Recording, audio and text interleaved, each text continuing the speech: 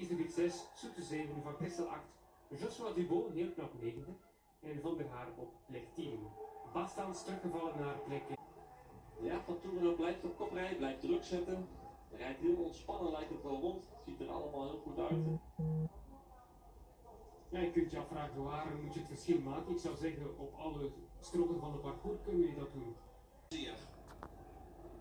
Het gevoel dat één doelpunt dit duel gaat beslissen. Maar ja, dat is niet zo'n vreemde gedachte als Wolves speelt in de Premier League.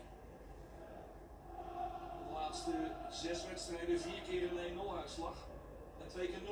En dan staat het hier nog steeds. Kovacic gaat komen. Nog meer grip op dat middenveld te krijgen.